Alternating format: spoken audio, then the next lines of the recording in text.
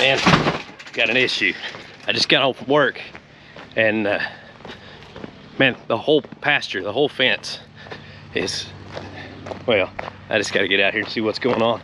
I spent several weeks and a couple $1,000s putting up this fence, and I come home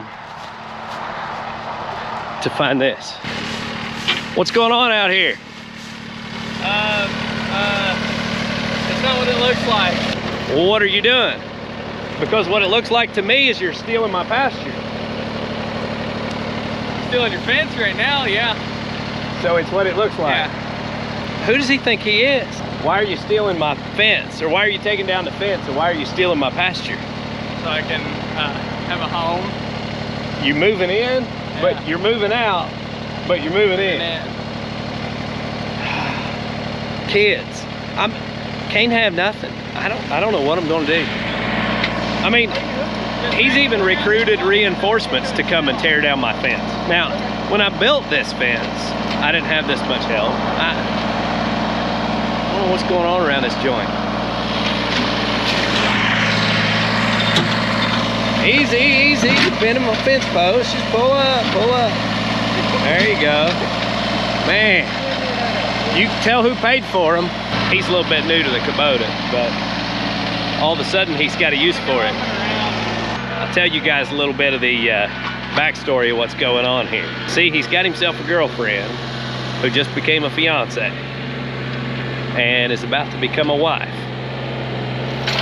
And he's gonna move out, but he doesn't really want to move away. They want to live here on the farm. They enjoy being around family. They enjoy having access to the property and all those things. And we want them here. So we kind of talked it over, and I said, man, listen, I'm kind of not real sure where the future of our cattle operation is anyway, because I kind of shared some of that with you before. We lost access to our stock trailer that we borrowed, and the neighbor across the road sold out on his cattle business. And I do want to raise some more cattle, but my family's more important to me, and we can buy whole beef from another farmer or do whatever we need to do with that for the time being. But right now, what's most important is getting them started on their life. So we've got this nice plot of land here. Needs a little bit of restructuring, redevelopment, and it would be a great place to live. So they are shopping for a trailer that they can put in here for now. And they've talked to an excavating company that will come in, level this out, smooth it out, and give them a spot where they can pull their trailer in, and they'll live next door to us. So that's what they're setting up to do now. Hold on. Listen, you're gonna bend all my fence posts like this. So first off, curl your bucket to where this is all the way up against the post. You're bending every post right here where you're pushing the bucket against it. So you put the hook up close to it, and then just lift the arms, don't curl the bucket. Now, that's why I said use the 3-point, because it lifts straight up. Yeah. But, did you try the hitch? Yeah, I did on the wooden post. I just figured it'd be easier on the T-post, but I mean, because I had to go and back up to each one, which, I mean, I guess I could just drive in a line and, you know. I mean, you got cleared I know. fence row there. It was just like, well, you can do it either way. It's fine. Using the bucket's fine, but don't do it that I way. was about to say, I'll just have to empty out my post that I've got, the little post. Well, I mean, we'll just throw them on the ground next to these others. Roll your bucket forward. Okay. Now, point your bucket down. There you go. Now, come on in.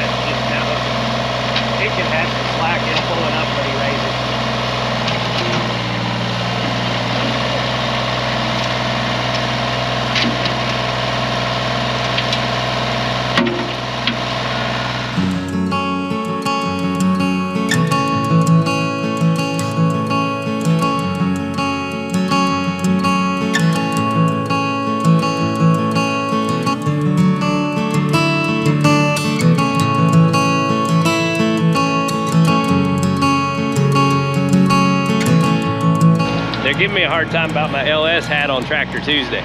They said, what are you doing wearing an LS hat?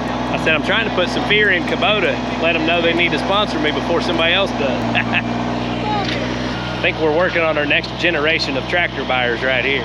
This right here is what I live for. That's why I wanted to buy a farm to begin with, because get together with your family and get out doing things like this, and being able to have a piece of property that I can give to my son to bring his family in here and start their life, and they'll have access to the pond and the trails and all those things. Man, really and truly is what I wanted my story to be about. I do my best to give glory to God for the blessings that he's given me. I want to set a good example. So to have my family close where I can try to do that is extremely important to me. So yeah, this is a pretty big deal to me. And I kind of make jokes about losing my pasture and all that, but trust me, that's not where it's at. Right here's where it's at.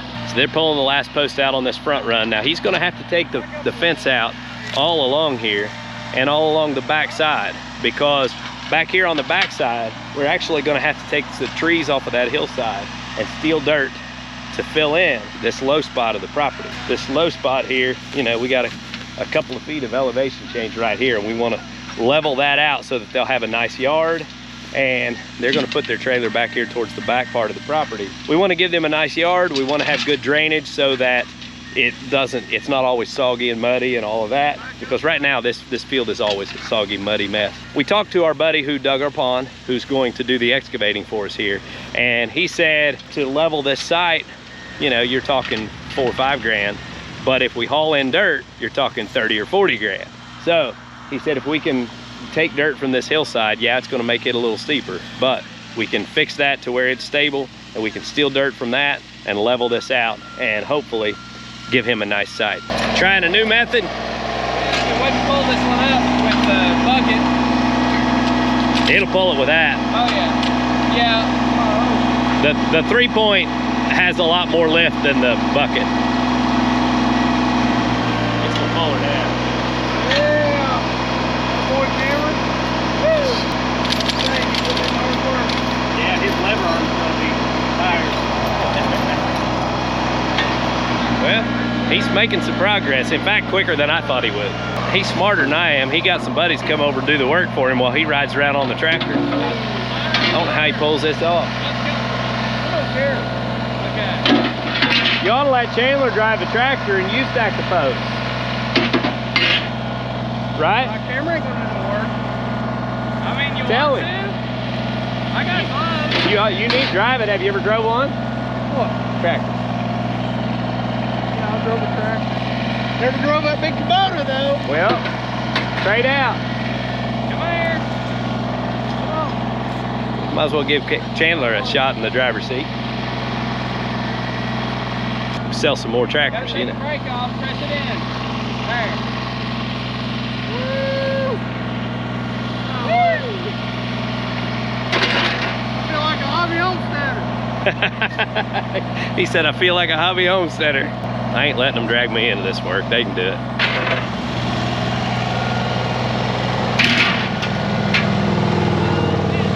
That's like stacking hay bales. If you make him stop, you fail. Yeah. Well, he's headed right Keep towards his me. momentum.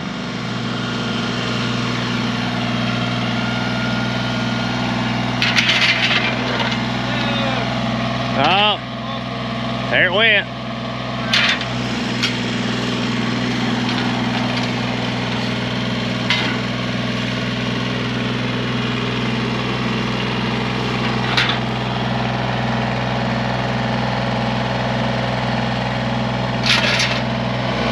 Wonder if I'll lose them all if I go down that. Probably. I'll go this way.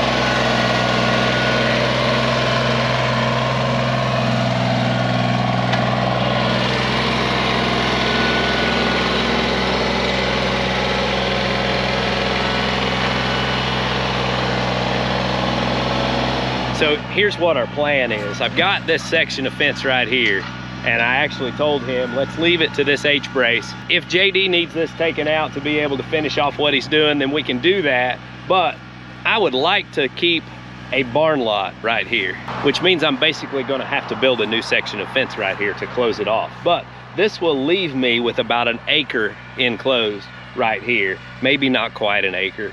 A decent little patch where I can have a barn lot, and if I wanted to feed out a cow, I'm gonna have to feed it more grain and feed it more hay, but I could have something in this barn lot if I wanted to. So I can build off of this H-brace over to my gate and leave my trail opening. In fact, what we might do is take that gate off and put it on this side of the fencing over here and just make our trail come around the barn lot and go up the hill. And I think that works about as well. Man, just dumped a whole stack over there. So here's our stack of fencing supplies so far. And you know, at least they salvaged the fence, and I've got all my posts and everything. So I'm not losing my money, I'm just losing the work that we put into it.